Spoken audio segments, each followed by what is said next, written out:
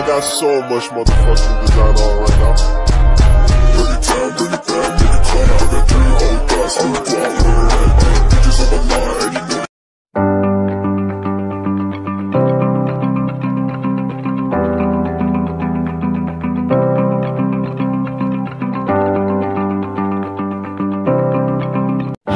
Yang pertama, warisan sistem pemerintahan.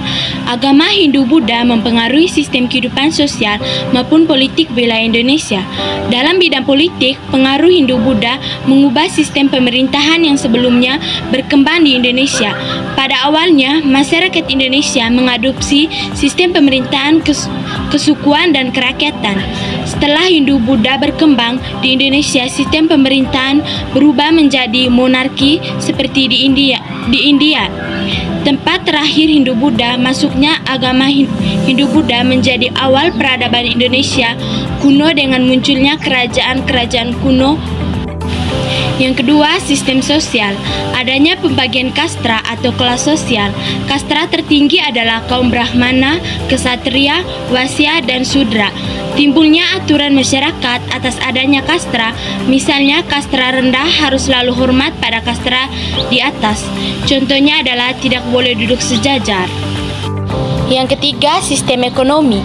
Agama Hindu-Buddha membawa pengaruh dalam bidang ekonomi, yaitu dengan adanya jalur perdagangan yang ramai, hingga muncul pusat perdagangan yang berkembang menjadi pusat kerajaan. Puncak kejayaan ekonomi Hindu-Buddha adalah saat Kerajaan Sriwijaya berdiri. Yang keempat, sistem bangunan. Catatan sejarah mengatakan bahwa di Indonesia ada banyak kerajaan zaman dulu yang berlatar belakang Hindu dan Buddha.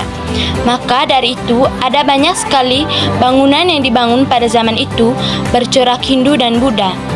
Hingga saat ini, beberapa bangunan yang dibangun pada zaman kerajaan Hindu-Buddha masih bisa kita lihat. Bangunan-bangunan yang dibangun pada kerajaan Hindu-Buddha biasanya berbentuk candi setiap bangunan. Candi yang memiliki corak Hindu-Buddha mempunyai fungsi yang berbeda-beda. Ada bangunan candi yang berfungsi untuk tempat ibadah, pemakaman, dan ada yang sebagai tempat pemandian suci. Yang kelima, sistem kebudayaan. Masuknya pengaruh Hindu-Buddha bukan hanya dapat dilihat dari corak bangunan saja, tetapi kita bisa melihatnya melalui beberapa seni pertunjukan. Seni pertunjukan yang mengalami perkembangan pada zaman Hindu-Buddha seperti seni wayang, seni tari, dan seni musik.